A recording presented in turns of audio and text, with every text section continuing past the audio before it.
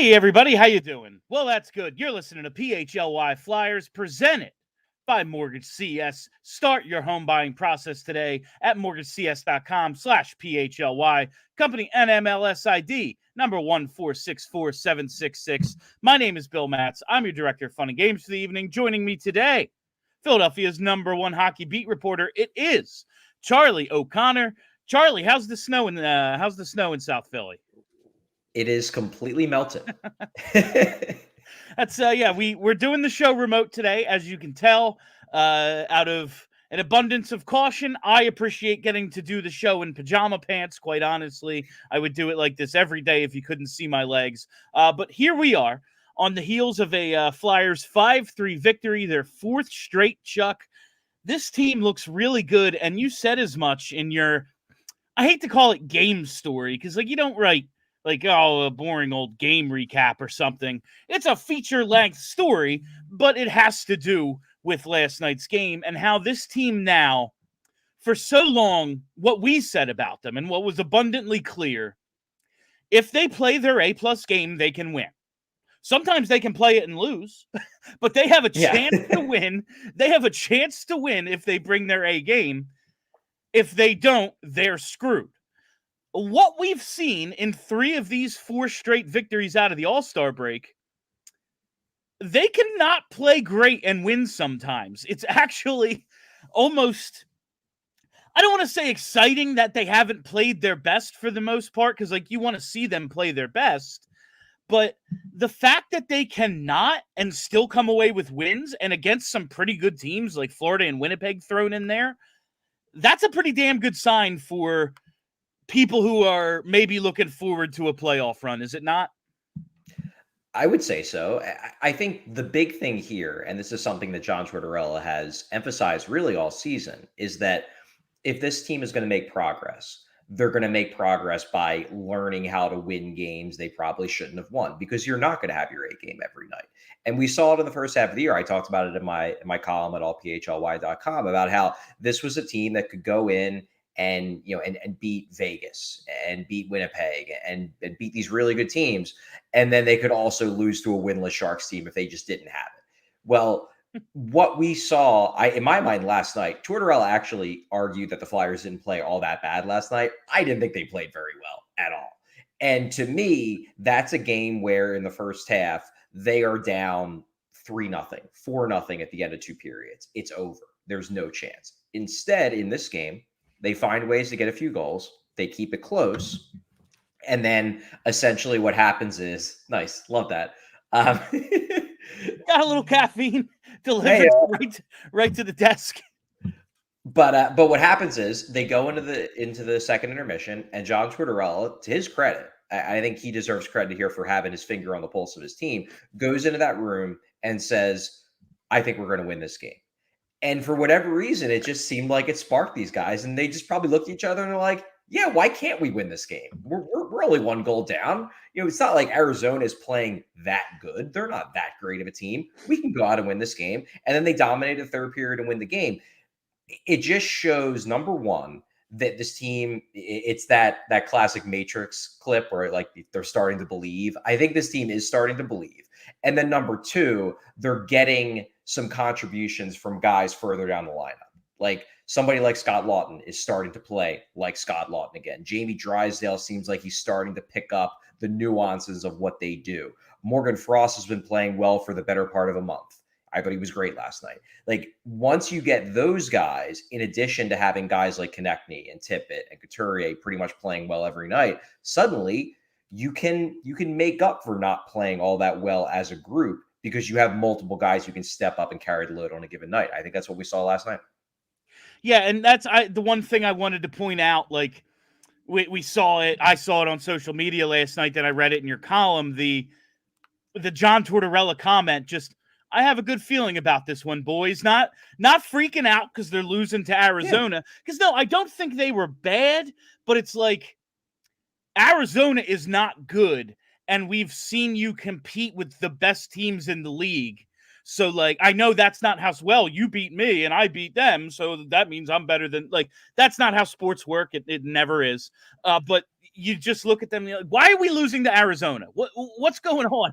And to John Tortorella's credit, he's like, if we just play a good period, we're going to win this game because we're better than them.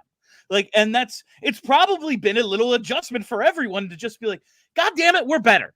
Like, there are teams, while this team does lack that high-end talent that we've talked so much about, there are a considerable number of teams that they are just better than, whether it's on paper or by the way they play and, the results of the first 52 games or whatever it's been. The Flyers are better, and Arizona is one of those teams they're better than, and it just seemed like they needed that, God damn it, win a period, win a game. That's all they had to do, and they went out and did it. And, man, I'm just starting to really feel, I know my emotions change shift to shift with this team. It's really, I mean, if they give up one of those on one of those late chances to Arizona that Sam Ersson came up big on, I'm like, fuck this team. But they didn't. So I love them. And I'm just starting to feel like they are coming. It's Charlie starting to come together. Charlie, it's starting to come together. Like that's what we're looking at right now. And like the sum is better than the parts and all that stuff, but you have to be a little excited for what's going to be a good playoff race. Now, with the trade deadline coming up, I think teams are going to get better. Like the Devils are going to try to add a goalie. We'll see. Like some teams on the fringe, we'll see if they actually go in or just go, you know what, it's not our year. And the Flyers are there. The Flyers are right there. And it, I guess, leads me to this first idea. Can they really sell? Can you actually selling to a locker room that has so wildly overperformed to this point?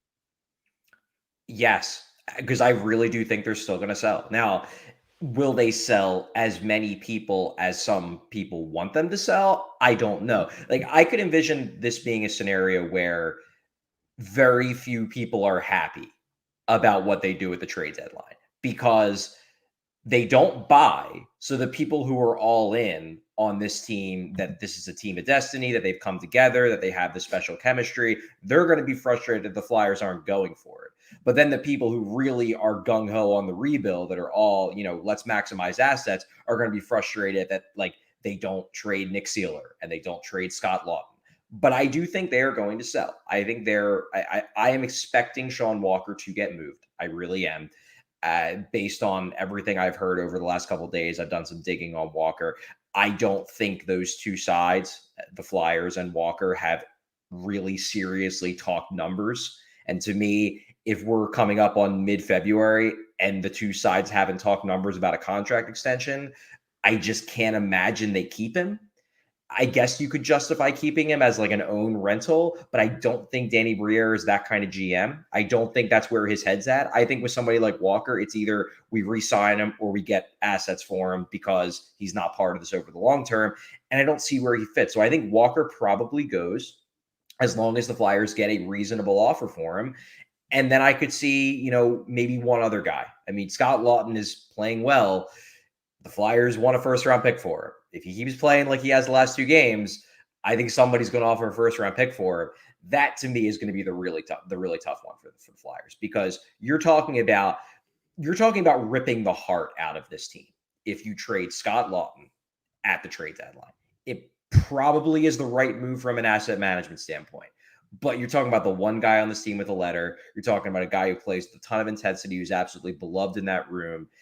I think if you trade Scott Laughton, even though he hasn't been that good this year, if you trade Laughton, I think this team is going to, at least for a week or so, drop off. And that might be all it takes to knock them out of a playoff spot. So to me, Laughton is the key to this whole thing, because if he gets traded, like maybe the problem will solve itself and no one will offer anything of decent value for Laughton. Maybe the best offer they get for him is a third-round pick and it's easy. It's like, okay, we'll keep him. We'll save it till the offseason. But if they get legitimate offers, I am going to be fascinated to see what Danny Briere does, because that is going to be the classic, like, okay, do we believe in this team or do we take the money and run? It's really going to be, I can understand, like, the own rental thing. There are situations in which that might make sense where you're like, you know what, a playoff run is worth more than the 3rd round pick or whatever. Like that sort of thing I can get in some situations. This is not one of those situations. Yeah. Like if Shawn Walker, if there's anything, you trade him. That makes sense. Based on some of the rumors we're seeing and what's happening around the rest of the league, I can understand waiting to trade Scott Laughton until the offseason because he has term. There's absolutely no rush. He's got 2 more years after this year. And if I hate to like, oh, well, I don't want to upset the balance in the locker room, but man, for how long was the locker room a problem? And now it isn't. It's really good. I maybe don't want to do that in the midst of a playoff race.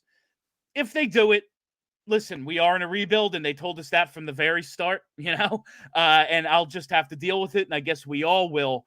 But I'm looking at a team like the Buffalo Sabres, where maybe it's not Casey Middlestat, maybe it's Peyton Krebs or something, but maybe a little bit more of a hockey trade for Laughton. They want a center with some experience. They have all their young pieces. They don't want futures. The Flyers, well, they'll take a young guy. They don't have too many of those the way Buffalo thinks they do. Maybe there's something there in the offseason with them where you're kind of not selling, not buying. It's just a good hockey trade for a guy that makes sense with the timeline. We'll see, though. It is going to be a very interesting situation. I will say, I thought it was going to be kind of – I can't imagine the return is still much. Mark Stahl ain't bad. Like, someone might want him to be their 7. Like, he can still play a little. He's not the Flyers have iced worse defensemen on a nightly basis than the dude that barely plays for them right now.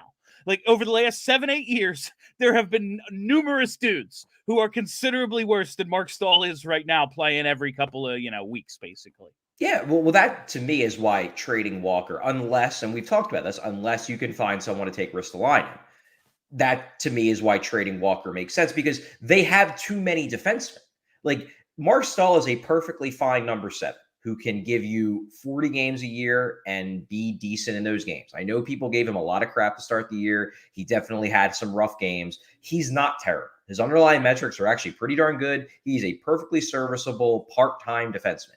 He's their number 8 right now because they just have too many guys. So this is kind of the perfect time where you could sell one of your defensemen and still go on a playoff run. Like, yes, it will hurt if they trade Shawn Walker. Shawn Walker's been good for the Flyers this year. He's been a really solid defenseman, has a real good chemistry with Nick Seeler. There was that one play that was really bad, the one goal they gave up last night. But for the most part, that pair has had really, really good chemistry. They have had good results together. It will hurt. But I don't think trading Shawn Walker automatically kills the Flyers' playoff chances, given the fact that all they will probably do is just move Travis Sanheim back over to the right side full-time, Jamie Drysdale, and then Rasmus Ristolainen. There's your 3 right side defensemen. That's good enough, especially given the points they banked. So this is a real opportunity with Walker if you're not going to re-sign him. It's a real opportunity to just maximize full value out of that Provorov trade. So I think that's going to happen. If I had to put money down, I think that's going to happen. I think Walker will get moved. I'm just not sure what else happens. And I just keep coming back to Scott Laughton as kind of the bellwether of where their thinking is at. Because if there is a compelling offer for him out there, they have to know that even if it's the right move for the long term, that it is going to rip the heart out of this team. What does they want it seems like they have a pretty hard and fast price with Laughton. Like, we know what we want, a first round pick or more. Like, blow us away and we'll think about it. And they should. That is one thing, though. And I'm sorry to interrupt, but that's one thing that you have to remember about the position the Flyers are in, which really does. I mean, it makes it tough for Danny, but it also makes it an enviable situation. Is that the Flyers are in a position where they don't have to make any trades. Like, when you're a team that is 5th from the bottom and everybody knows you're selling, it's basically, you're trying to get the best offer, but really you're just taking orders. In all seriousness, you are just taking orders and crossing your fingers that a bidding war starts up. The Flyers can, given the position they're in, they can conceivably say to a team that is basically saying, well, Shawn Walker's only worth a 3rd round pick to us. That's all we'll give you. And Danny Briere can say, all right, well, then we ain't trading him. We're in the playoff race. Yeah. We don't need to trade this guy. And that's actually believable. Like, it's not, the other GM won't be like, oh, Danny's blowing smoke. He'll cave at the last minute. Danny Briere could be like, we are third in the Metro right now. We don't need to trade anybody. I'm willing to trade our guys. But if you don't pay up, we'll keep everybody and we don't care. And that does give him leverage. It does. It makes me think of a couple funny things. One, say you're, I don't know, the 7th worst team in the league, and you have a veteran on an expiring contract that you're going to eat 50% of, and you just go, fuck it, I'm not trading him. That's funny. Two, the idea that the Flyers might sell a player to a team that is below them in the standings. That is funny. That is actually kind of funny to think about. Now, like, it might be the Oilers. Like, I can see the Oilers have a need on defense. I think they want someone a little more physical than Walker. That's, you hear Risto with them and Toronto, maybe, who knows? But the whole idea, that's all just kind of funny to me. But back to the original, like Laughton, it's like, blow us away, give us a first plus. You know, we don't have to trade him. We like him. He's our captain. Yeah. And he's signed for 2 more years, you know? Like, he's here. Shawn Walker, what's the return for him look like? You know, like, he's a good player. I wouldn't call him flashy by any means. He's produced some points. He's also gone long stretches without producing points. We've talked before how he seems kind of scheme specific. Like, even if you thought the world of Shawn Walker before this season, you didn't think like, oh yeah, top 4 in a playoff team, no questions asked, you know? And that's what he's turned into. What do you see as a potential return for Walker? Is it a first? Well, the Flyers want a first, and they should be pushing for a first-round pick. The more I do, and I believe it was Harmon from The Athletic did an interesting piece on trade values, and so did Frank Saravalli at Daily Faceoff. It does seem like if Walker brings back a first, relative to comparable players in the past, that is probably an overpay.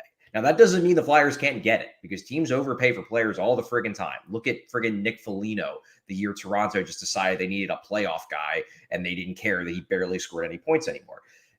Overpays happen, but I do think that getting a first for Walker is probably an overpay based on comparable market value players. Like, don't forget, and Walker's been great for the Flyers this year, he was a cap dump last summer. Yeah. Like, this is not a guy who has a long track record of being an above average top 4 defenseman at the NHL level. He's a guy who has clicked in Philly and has upped his value dramatically.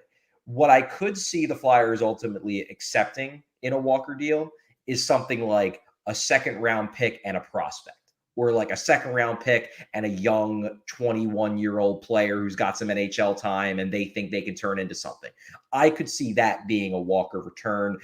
Look, they should push for a first. And if they can get a first, run with that all the way to the bank. That's an amazing return for a guy who you basically got as a throw-in in the summer. But I could see the Flyers being like, all right, if you don't value him as a first-round pick type of player, give us a second and then give us something that has value that can allow us to basically view it as a cumulative first-round pick type package. This is something we talked about a little. I wanted to get more into it with you, and we just haven't had the chance. It's our first live show in what feels like forever. The idea that 2 different thoughts here about first-round picks. One, it sounds like teams are looking at this upcoming draft and saying, after pick 20, so if you think you're going to like the conference final, you know, and that's if you're making a trade this time of year, you're hoping to be in the conference final. You really don't care that much about your first round pick. You might be more willing to deal it than other years. That said, and I think we just had a comment from Idiot Sandwich about a 2025 first. They have 2. Yeah, here it is. Like, they have 2 first round picks already this year. Now, one of them might end up being pick 32 because it's Florida's. But if this team is going to be really looking to compete down the line, you want some ammo for then. Should they target future first-round picks? Because we know that GMs are like, actions now, consequences later. It's exactly how I feel about life. And also, like, well, like if this trade doesn't work, it's probably not going to be my problem anyway. Like that's a pick I'm never Exactly. even going to get to make one either way. So, like, should you maybe target some stuff down the line? Do you think that's part of their thinking at all? I would have zero problem if the Flyers picked up a 2025 first. Look, you'd rather have the 2024 first. You'd rather have the pick now. It just not only does it have more value in the short term because you're actually able to pick a player, it also has more value if you're looking to then use it in a trade package to get a player to move up, something like that. So you do want the earlier first. It's a more valuable pick in the here and now. But if the only way to get a first round pick for Shawn Walker is to accept a 2025 first, I say you still do that because look, you hit the nail right on the head when you were talking about the way other GMs think. One of the big reasons why opposing GMs, why most NHL GMs value a pick in the here and now versus a pick 1-2 years down the road is because they don't even know if they're going to be the running the team when that pick is made. I think we're fairly confident. I don't even know if we're fairly confident in Danny Briere. So far, so good, but he's still got a pretty small track record. I think what's important, though, is that the Flyers are confident in Danny Briere. And I think Danny Briere knows that he is going to have this job for at least a few more years. They are going to let him see this through unless the whole thing falls apart. And I don't think it's going to fall apart nearly to the degree that it did under Chuck Fletcher. So I think Danny, because of that, he can look at this situation and say, I'm okay with waiting until 2025. Hell, I'm okay waiting until 2026 if I have to, because I know I'm going to be able to make that pick. And I know that I'm going to be the one taking advantage of it. So if I'm the Flyers, look, I'd rather have the 2024 first. I'd rather the Flyers have 4 first-round picks in this draft somehow if they can find a way. But if you have to kick the can down the road a year or two to maximize the quality of the asset, I think the Flyers absolutely should not rule that out. No, yeah, I think one, I don't know if I ever clarified this. Someone pointed out to me, and I know you're going to roll your eyes, but Charlie, it's my show too. Beautiful. If they were to say send a $13 or $14 million offer sheet to Elias Pettersson, you can only surrender your own picks, and they have to be like in a row. They can't all just be from 1 year, like was my thinking a couple of weeks ago. So it has to be your own picks, and it has to be like in a row. Now, like we've seen it before, like the Chris Gratton offer sheet, then they just traded everything. Okay, give us our picks back. Here's Michael Renberg and Carl Dykhouse. Like you can always screw around like that. But for it to actually go down, and then if you're going to do that, I want some picks left over so we have some futures from other trades. Just a thought. I know it's not going to happen, but it's something I'm constantly thinking about. Bill, it's your thing, and I'm going to let you have your thing. Thank you, Charlie. I appreciate that. Do we anything like on the rumors specifically? I got to do the mortgage CS read in a second, but I just want to wrap this up. Just on the rumors specifically that are coming out. The Buffalo stuff is the most interesting to me right now because there's like potential names attached. I don't know if it's like Flyer specific rumors, but I'm just kind of seeing a pretty good match there. And I don't know if it was on the Hockey News or the Hockey Writers today. I read a bunch of shit. I don't remember which it was, but it was one of them where it was like, are the Sabres and Flyers a trade match? And I don't think it's a trade deadline thing, but it could be more of an off-season, like what the Sabres are looking for. Veteran, tough guy, sandpaper. Center. Yeah. Well, we have one of those. Scott Laughton, he's 29. We're looking to trade him, potentially. They have some young dudes, Middlestat and Krebs. They've paid a bunch of young dudes. They don't really know if they want to pay a bunch more since the team continues to suck. Like, are we really doubling down on this group? Do either of those guys interest you, Middlestat or Krebs? I mean, yeah, I guess. Look, I've never been a big Casey Middlestat fan. Dating back to his draft year, I thought he was overrated. He's having a big offensive year this year. He took a step forward last year. This year, he's close to a point per game. I haven't watched him much since he's taken the step. So my preconceived notion of Casey Middlestat is the classic, the classic nickname that he was given. I believe it was by Emmanuel Perry, Casey Middling Stats. Like that's the first thing I think of when I think Casey Middlestat. But apparently, he has gotten better. I would have to watch him to have a better understanding as to whether he's actually gotten better or if this is a little bit of a mirage. So my first instinct is to be a little negative on Middlestat. Now, Krebs, on the other hand, I like Krebs in his draft year. He was an intriguing guy, and he does play kind of a Flyers-ish style. Like, he could potentially develop into a Laughton type, where, and not even in terms of impact, but just in terms of like the style, where he's an energy guy. He's got some leadership ability. Like, I don't know how that develops over the long term, because that depends on the room, but he plays a style that I think, if he hits, would be popular in Philadelphia. The intriguing thing to me about Buffalo, why Laughton could be a fit there, is, again, this all boils down to the fact that the Flyers don't have to trade Scott Laughton. In fact, I would go so far as to say they really don't even want to trade Scott Laughton. If they trade Scott Laughton, it's going to be because they felt like they needed to trade Scott Laughton because the offer was just that good. The thing with Buffalo right now is that I think internally on their side, they believe they have a culture problem. They think that they have a team where they have talent, they have good young players, they don't have the right mix. And if you're looking to fix a culture problem, Scott Laughton is exactly the kind of guy you can talk yourself into overpaying. So to me, that's why it's a fit. It's a fit because Buffalo is the exact type of team that could, over drinks one night be like, you know what, fuck it, let's give him a first round pick for Scott Laughton. Like, I could see that because they feel like they need someone like him. No, it's the exact type of like narrative-y bullshit that teams trick themselves into. And I love Scott Laughton. It's just so like, if I'm Toronto or something, and like, I would think like, yeah, a first round pick for this dude is a good idea, because what the fuck we need to win something. Like, let's get that sandpaper. Like Buffalo, it's like you haven't made the playoffs since 2011. You're giving up a first round pick for Scott Laughton? Like, what? But the thing that really makes me laugh, that I'm glad you made the comparison of Krebs and Laughton, because when I was reading about this potential trade partners earlier, it just reminded me of the Family Guy. It could be anything. Like, behind door number one, it's a boat. Behind door number, it could be anything, even a boat. Like, trade the mystery box. Yeah, like love trade the mystery Scott box for anything. It could be Scott Laughton. Like, I found that pretty entertaining. But we'll see how that all plays out. It's going to be a really, really interesting lead up to this trade deadline. We'll see if things start to heat up, but the rumors are heating up, and that's what's most fun.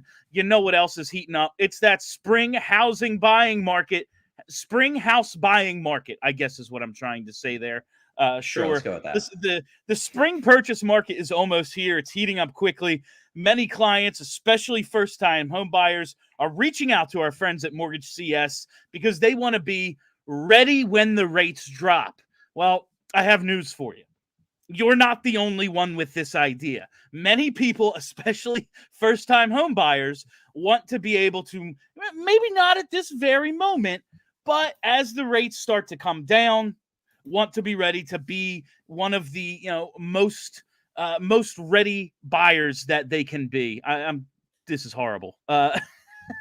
They want to be ready when the rates drop. That's what I'm trying to say. And they want to do everything they can to get there. That's why you need to reach out to our friends at Mortgage CS right now. You can call Ben Stucker anytime, 267-391-7425. You can contact him and just say, listen, I'm not quite ready to get into the house buying market yet, but I want to be ready when I think the time is right. He will tell you what you have to do to prepare to get ready for this spring purchase market as it continues to heat up. So make sure you contact Mortgage CS with any questions wherever you are in the home buying process, whether you're getting ready to jump in, whether you're already in it. And if you want to refinance, Mortgage CS offers refinancing options as well. When you hear the word mortgage, think of Mortgage CS, think of Ben and Alex. Save Ben's telephone number, like I told you, 267-391-7425 to your phone, or email Ben at ben@mortgagecs.com. Call or text him anytime, day or night. And if you're not in the housing market, maybe just talk Philly sports. Say, what do you think they can get for Scott Laughton? Should they trade the leader of this team? I bet you Ben has an answer for you. And make sure you check out mortgagecs.com/PHLY to get started. This advertisement is not a commitment to lend or extend credit. Mortgage CS is an equal housing opportunity mortgage broker. All loans are subject to credit approval. Certain restrictions may apply. Company NMLS ID number 1464766. Visit mortgagecs.com for more information. I'm rotating too many screens here with the reads doing this remote. That's what I'm going to blame that read on. Well, you know what it is, Phil? Here's what it is. You didn't have it in the first two periods, but in the third period, John Tortorella came in and said he's got a good feeling about this, and then you nailed it. Listen, I'm doing my best here. I apologize, Mortgage CS. I hope people reach out. Honestly, maybe do it bad, and then people will do it out of pity for me. They're like, you know what? We got to pick Bill up. Our leader doesn't have it, so we got to step up for him. And let's go to mortgagecs.com/PHLY. All right. On to the rest of the hockey stuff. Let's talk about Morgan Frost, Charlie. Let's do it. In case anyone hasn't noticed, I'm in charge of naming the YouTube videos and stuff. So I'm just straight up calling Morgan Frost the 1C now. But he has been freaking incredible lately. He played an especially good second period last night, as Charlie will point out. But I thought he was the best flyer on the ice at any point in the game. Just little things he's doing. I mean, the penalty shot goal, drawing what he draw? 2 penalties and a penalty shot last night. Like that's some pretty good shit. He has looked really good, but there's just some little stuff I'm seeing. There was a time he got a little trapped in the neutral zone, was getting chased down by a forechecker, and he's got the puck on his stick, doesn't panic, just backs up, creates some room for himself, and then makes a play through the neutral zone, doesn't turn the puck over. Great stuff. I think halfway through the first period, the opponent has the puck down low. Looks like he's going to make a play. Morgan Frost just comes in, lifts the stick, steals the puck, takes play the other way for a breakout. He is playing really well at both ends of the ice. The best I've seen him play. He's not just producing points, but he looks like a guy taking over games. Is that what you're seeing out of him right now? Yeah, he's playing great. I mean, he's got I'm kind of using the I guess this would have been the Montreal game in January 10th. The reason why I'm using that as my cutoff point as to what I'm looking at over the recent past is because that was the start of the 5-game winning streak.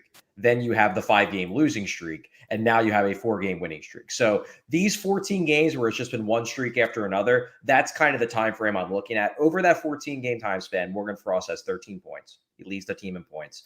And his underlying numbers, only Noah Cates has a better expected goals for percentage than Morgan Frost among Flyers forwards, and his 57.25% expected goals for share at 5-on-5. Frost has been great by the numbers, but as you said, the big difference this time as compared to last year is that he doesn't just have good numbers this time. Now he's actually thriving via the eye test as well. It's not that he's just making, he made 3 or 4 really good plays and one of them turned into an assist. That's great.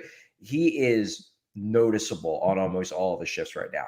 In my mind, and look, we might be playing this game with Morgan Frost for the next 2-3 years, who knows? But in my mind, he's played well enough over this last stretch, really since that towards scratch in early January. He's played well enough for me to tell teams that are calling, he's off the table. If we need to get a deal done for Trevor Zegras, I'll talk about Morgan Frost. But for the rest of the season, I want to see how this plays out because I don't when you're looking at articles that are breaking down guys who are available potentially in the trade market, Morgan Frost is on that list. He is the guy that every single article is like, why are the Flyers looking to trade this guy? He's actually could be really good. Why are they looking to trade a 24, 25-year-old kid who has stellar advanced metrics and scoring a lot of points over the last month or so? That's the reason why the Flyers shouldn't be trading him, because teams are looking to buy low on Morgan Frost. You let him keep playing this well, even if you decide in the offseason that you're not sold on him, that you want to trade him. I don't know why you would sell low when he's in the process of upping his trade value. Yeah, and that's something I talked about with JP last night when we talked about Scott Laughton.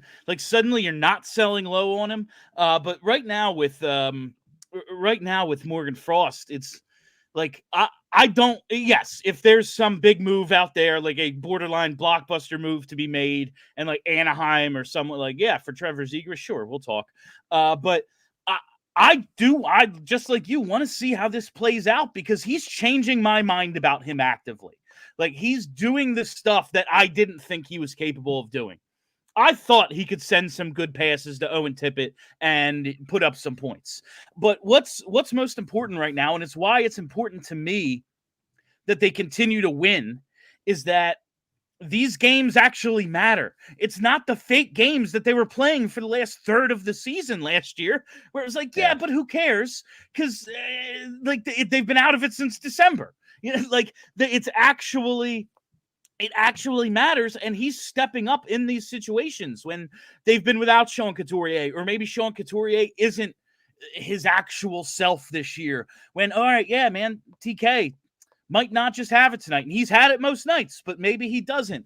Owen Tippett, we know that up and down game with him. He has stepped into that role of someone you can actually depend on to give you not just points on the score sheet, but like a lot more good shifts than invisible shifts. And that's freaking huge for this guy right now. So I don't want to trade him. Like, that's especially before the deadline. Like, that honestly doesn't even make sense to me. Like, if you do it in the offseason, sure, make the team better if you can. But like, I want to give as many guys in this group the chance to prove something to all of us, because God damn it, I never thought they'd be here. And Morgan Frost is as much a part of it as pretty much anyone on the roster at this point.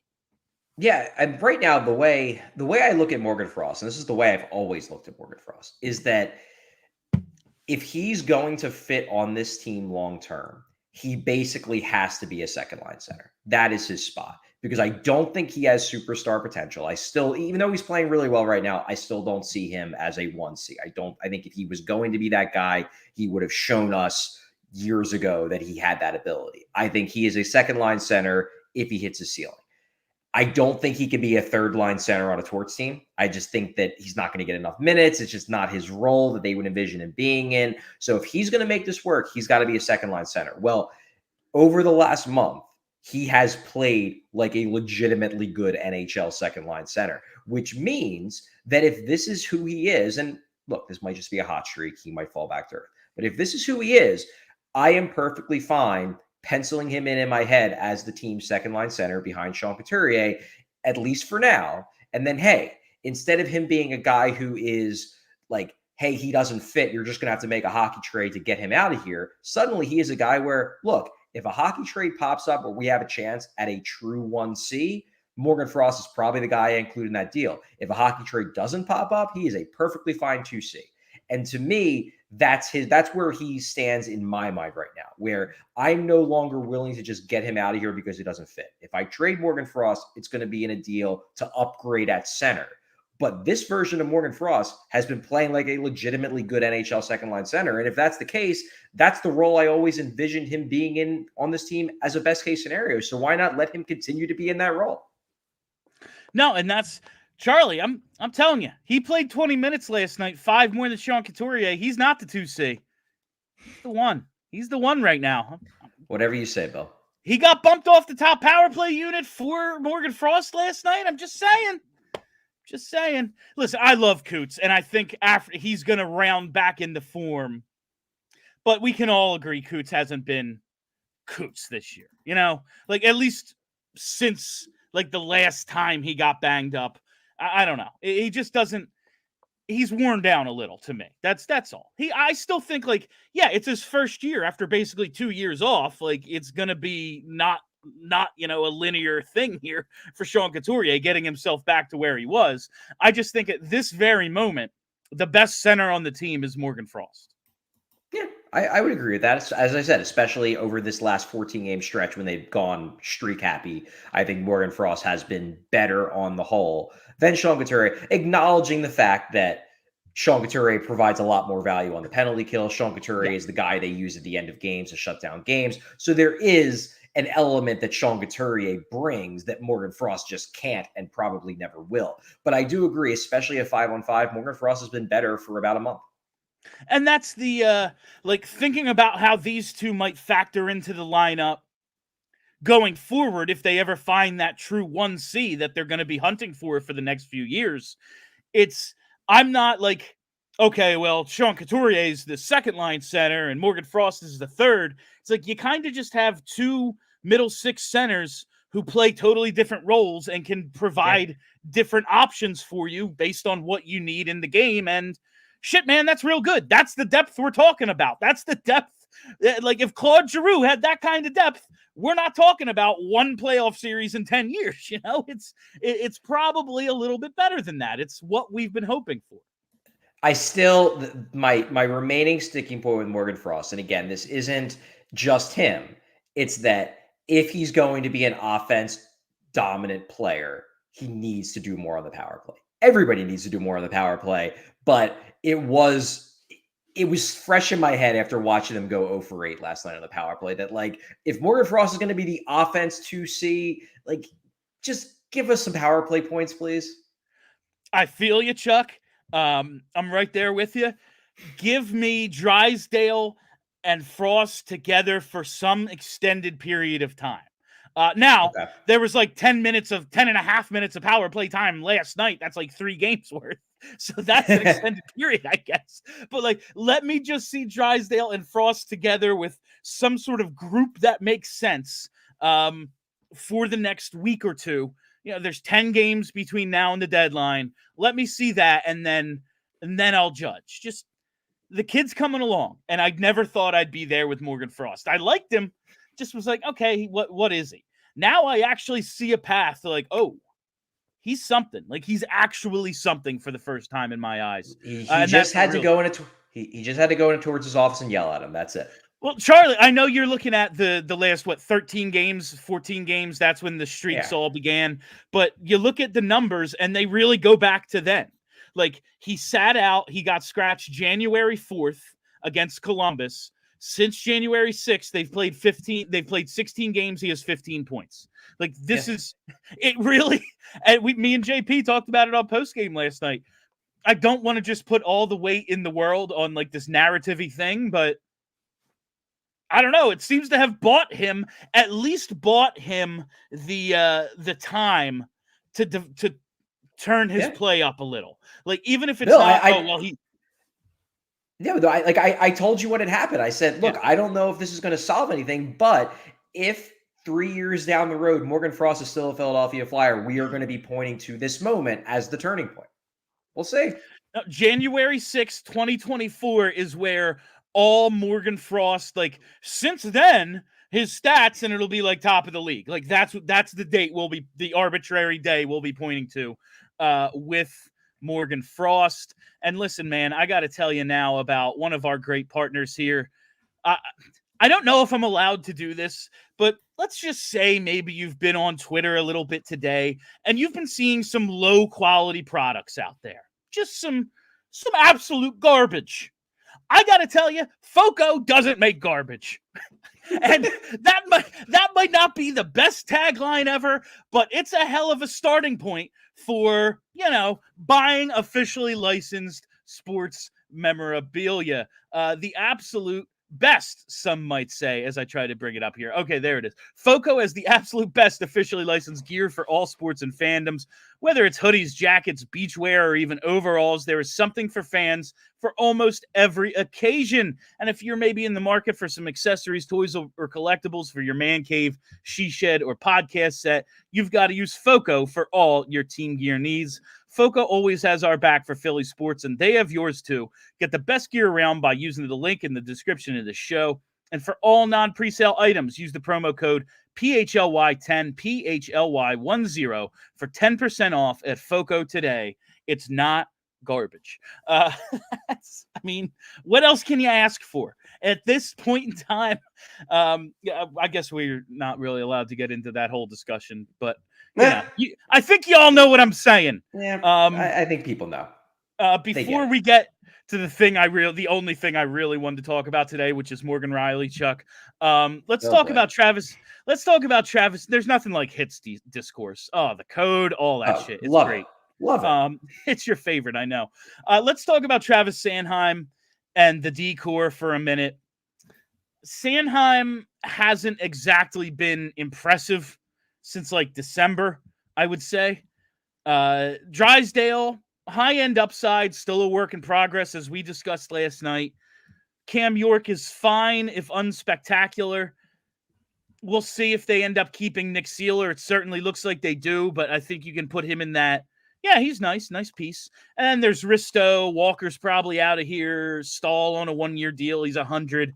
Like, and then all the dudes in the minors, Andre, Adder, Jennings, that whole group. Yeah. They have a lot of guys outside of potentially Jamie Drysdale, who's only 21. Like, it's going to be a while.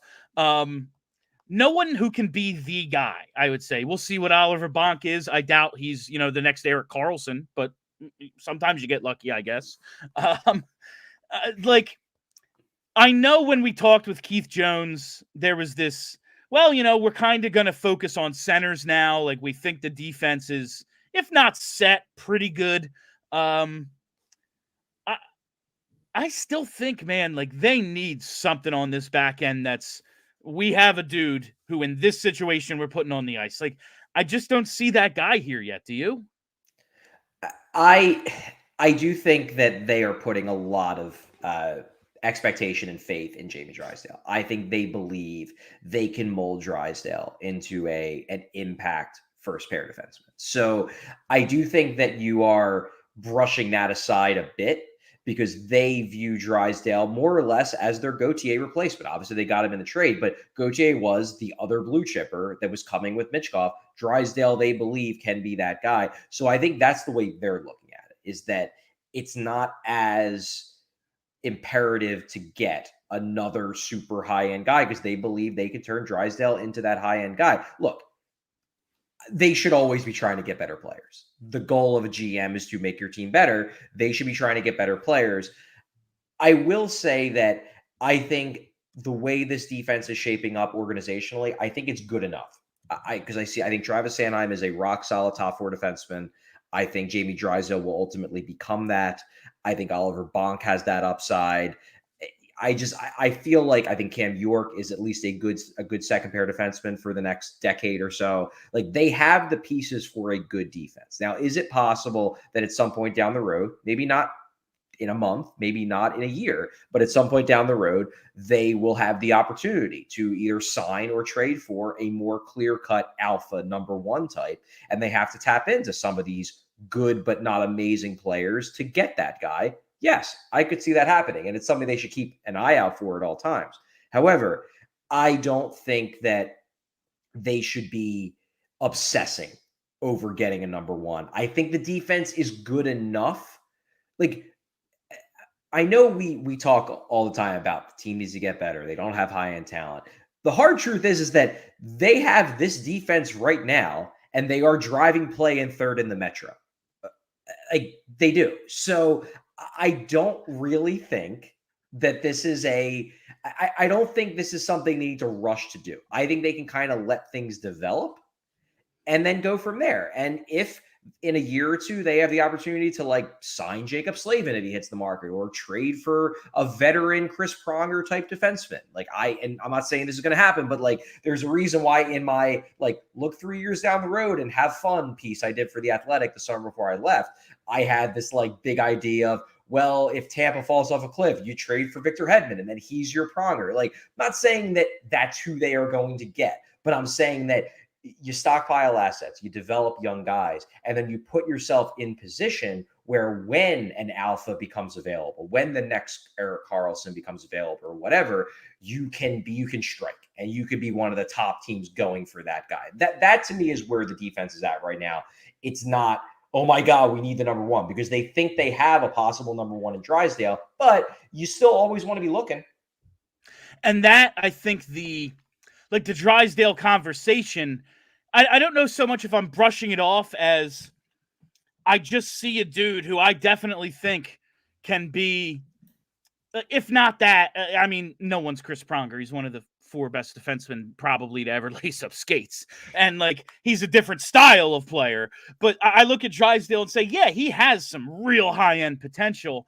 And also he's 21. It's going to be a while. And I think that's where this season has me, and probably a lot of people who are fans the way I am, kind of forgetting that the organization is playing the long game. And that's what we're going to have to remember. If they do trade a Scott Laughton at the deadline, if they do sell a little bit more than we're expecting, yeah, they know that it's not till Michkov gets here that things are actually serious. So, like, I guess that's all just part of remembering where this organization is.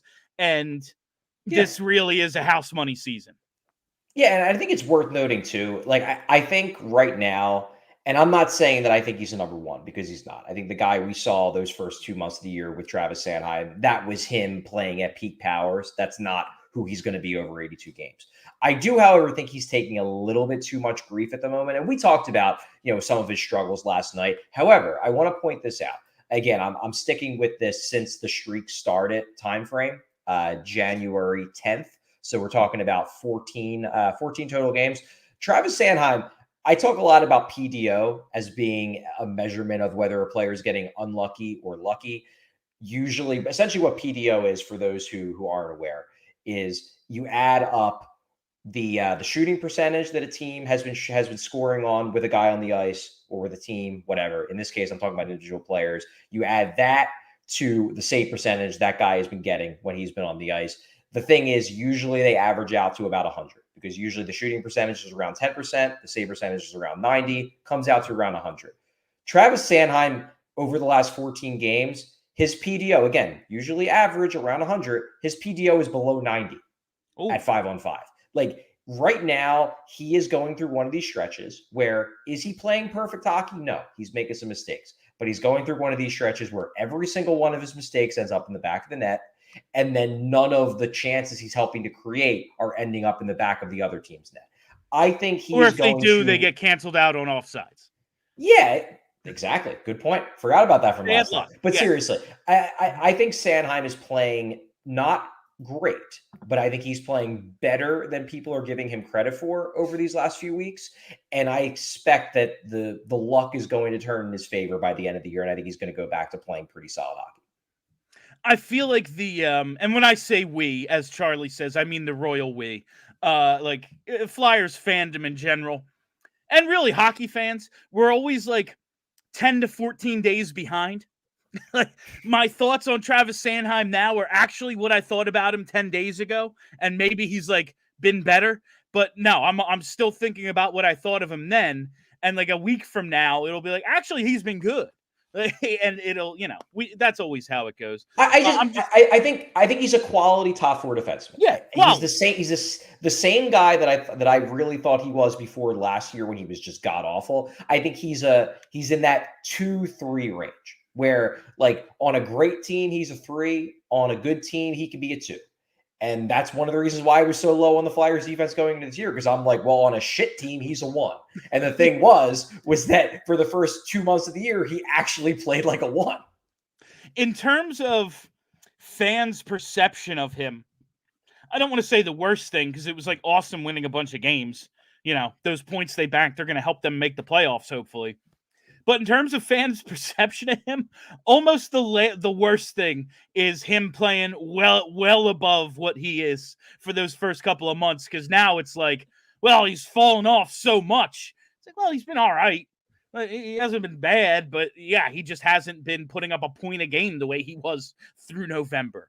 So I guess it's like how the worst thing that could happen to JVR, his first go around, was when he had that insane game against the Bruins. Because then it was, well, why don't you do this every night, dude? No, he's the only guy who shows up to the 2011 series against Boston.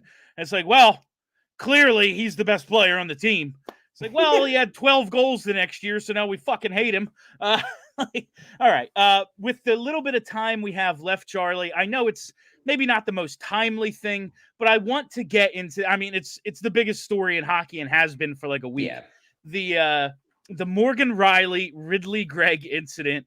Ridley Gregg of the Ottawa Senators pumps a slap shot into an open net to seal a victory against the Toronto Maple Leafs. And Morgan Rielly, of all people, takes exception to it by cross-checking him in the fucking head.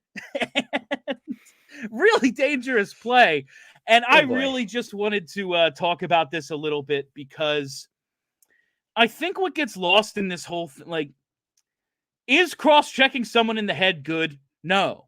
And I don't care, like, suspend him for a game, suspend him for the rest of the season. I don't know what's right, because the suspensions are always ridiculous in this league. You never know what it's going to be. They throw a dart. I don't know what's right. Throw the book at him, give him a game. I don't care.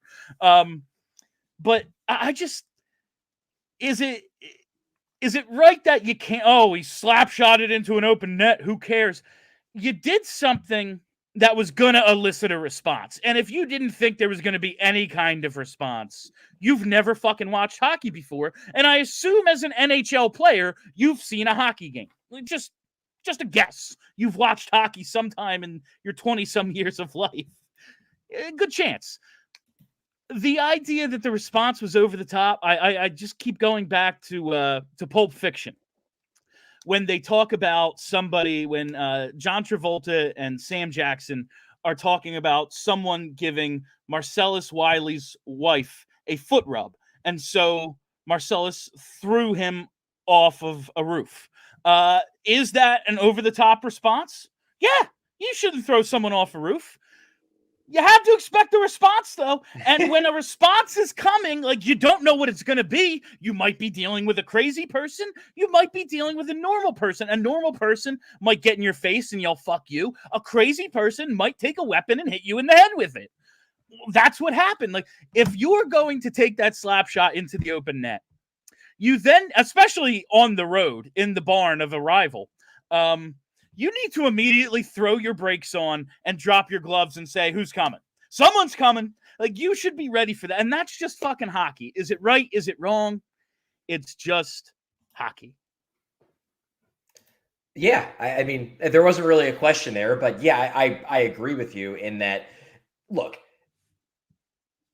right or wrong, that is something that hockey players are going to take umbrage with. They are. There's a reason why the empty net play is done usually casually and with respect. It's because players know that if you're a dick about it, the other team is going to get mad. It is a universally accepted thing. Did I get an enormous kick out of Ridley Gregg basically giving them the middle finger it's with great. that? I thought it was hilarious. And if I was an Ottawa fan, I would think that it was the best thing ever. And I would be absolutely livid. However, yes, as an NHL player, you have to understand that, like, actions have consequences. And even if you think the code is stupid and everything that hockey is built on is stupid, it is the reality of the situation. Now, my viewpoint of this, and I articulated this on Twitter the night it happened, was I think that Gregg deserved some type of response. I do not think Gregg deserved to be cross-checked in the head. If I was Morgan Rielly in that situation, and obviously I'm not, I am a, 5'8" dude who sits behind a computer for most of the time, I would have dropped the gloves and charged him and basically been like, you better fight me, dude. And that to me would have been an acceptable reaction within the code of the game. Once you cross-check a dude in the head, you're going too far, even if it was disrespectful. So to me, like, I'm in that middle ground where I think Gregg, like, the idea that Gregg should just be able to do whatever the hell he wants, like, I'm sorry, that's just not hockey. However, I think it's fair for him to have expected I might have to fight because of this, not to have expected I'm going to, like, possibly get a severe career-ending concussion because I got hit with a piece of lumber in the head. No, like, again, it's not right, but I keep coming. There's this great scene in the most recent season of Shoresy where they talk about someone sucker punching someone. It's like, really? Is that, like, what you should do? And it's, in hockey, the code is, when you break the code, someone's coming for you. Someone's going to get you. And whether they do so in a gentlemanly fashion, drop the gloves and say, let's fucking go, or they Todd Bertuzzi you, something's going to happen. Like, it's dangerous and it's violent and it's fucking stupid, but so's hockey. Like, hockey, like, think about what this game is. Canadian rednecks chasing each other around with weapons for over a frozen disc, like, and I thought with the whole knives on their feet. Yeah, with knives on their feet. Like, it's insanity. It's pure, like, so I just, I got a big kick out of the whole situation. I hope, Ridley Gregg isn't like brain damaged, obviously. That's not good. Like, he didn't miss a practice, so it seems like he avoided injury. Yeah, and that's... The main reason why we're still talking about this is because the NHL has been dragging its feet on this suspension. Like, he's getting suspended, but the fact that it still hasn't been resolved yet and it's 3 days later is kind of wild. No, I was like, I want to bring this up, but like, I don't know, did I just miss the resolution? Like, do we...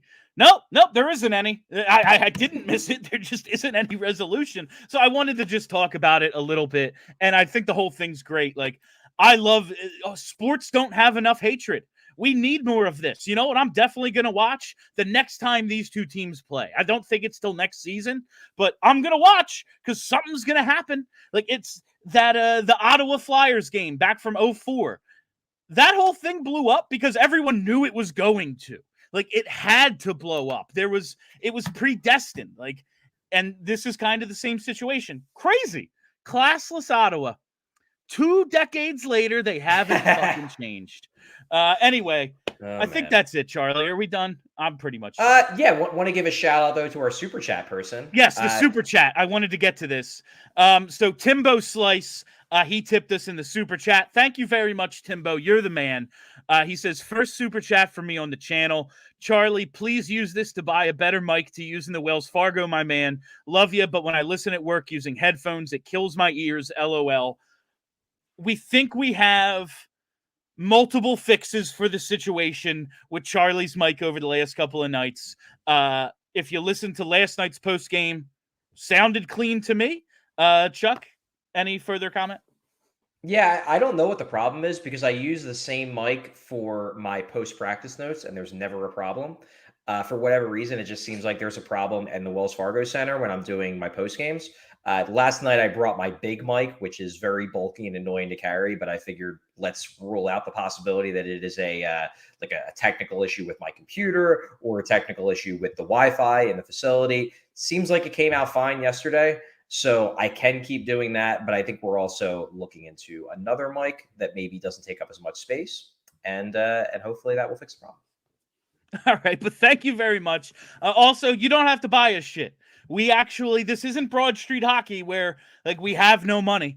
We do have some backing now. It's pretty nice that when things go wrong, there are solutions for them. It's pretty nice.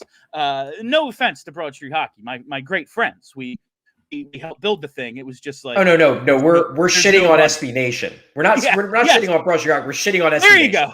Vox. Yes, Vox and SB Nation. Absolutely, we will shit on them 100%. All right, but that is all the time we have for you today on PHLY Flyers. Thank you all for listening. Thank you for hanging out. As always, we are brought to you by Mortgage CS. Check out mortgagecs.com/PHLY to start your home buying process today. Company NMLS ID number 1464766. For Charlie O'Connor, my name is Bill Matz. We will be here live at 4 o'clock tomorrow. I know the schedule says 3:30. It's 4 o'clock tomorrow live right here on the YouTube, so make sure you're subscribed, set your reminders so you never miss a live show. I'm done plugging stuff. Have a great week, Philly. We all silly like the mayor.